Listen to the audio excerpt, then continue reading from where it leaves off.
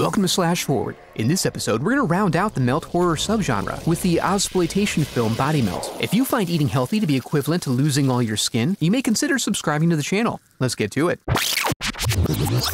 We open on a commercial for Vimuville, promising nourishment and sensational pleasure through vitamin therapy. The company also offers a leisure center for rejuvenation. At this center, we see the CEO Sean and Ryan getting themselves revitalized, which is an oily process. Turns out Ryan is the head chemist and is suspected of trying to expose their dark secrets. The injection is to ensure he never does, although it'll take some time to take hold, and in the meantime, they intend to just let him run wild, I guess. His intent is to go to their human testing ground, Pebble Court, in Holmesville, and muck things up. Unfortunately, despite ripping down the road, he's not able to get there before his neck starts splitting open, and he makes it to the cul-de-sac just in time to eject himself through the windscreen, where we see his glands giving a little how-do before subsiding. The detective arrives and they find evidence of his chemical influence, as his recording identifies the first stage of overdose to be hallucinations. This is consistent with Paul's experience. As a certified vitamin head, he goes to the airport where he may be hallucinating, or he may just be in Australia. We're not sure yet, although the evidence does become stronger as time goes on.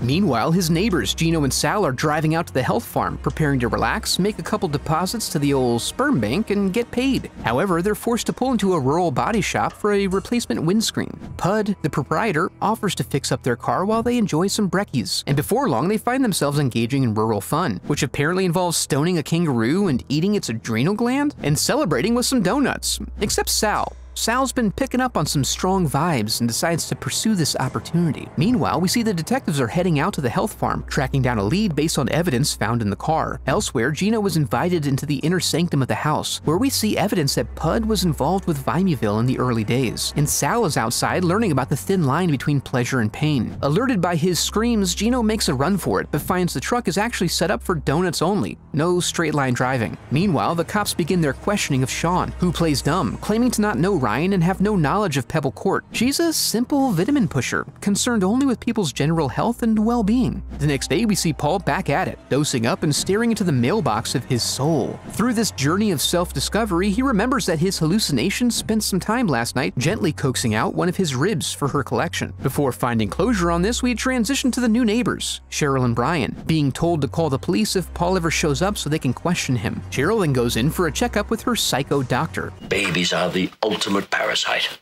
Who is a part of the R&D branch of Vimuville. He recommends a slowdown of the testing, but Sean is reluctant to slow up when they're so close. Dr. Carrera then gets a call from an old friend, inducing a bout of nostalgia and confirming that connection. Cheryl then meets the Nobles, off to a holiday at the health farm, and then continues unpacking. However, she overexerts herself and experiences a disturbance that prompts her to call in Dr. Carrera for an assist. Before he arrives, Brian comes home and stops her in a moment of desperation, a decision he immediately regrets as his spawn springs forth and forces its way down his gullet. With the police now asking questions and the walls closing in, the doctor decides to go scorched earth and save them all. He Mission Impossibles his way into Paul's house,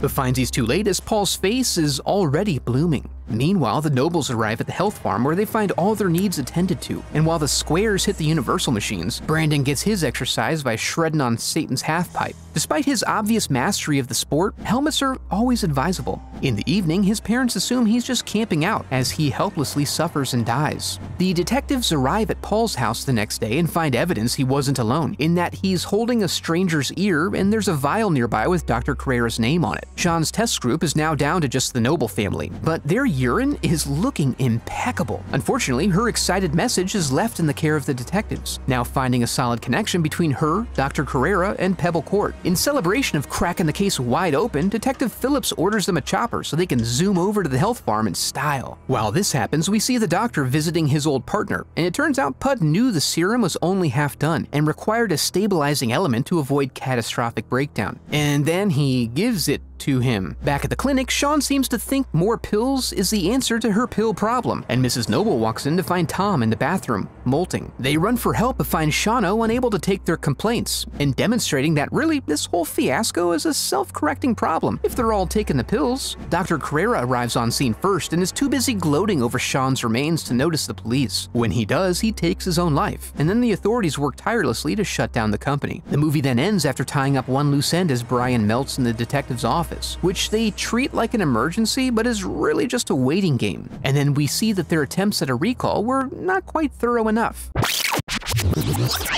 Body Melt follows in the fine tradition of going for the grimy gold when exploring matters of melting bodies. I'd still put it a little bit behind Street Trash, but feel it's an incredibly strong entry into such a small and specific subgenre. If you enjoyed the video, I'd love for you to become a part of the channel by subscribing. Thanks for watching.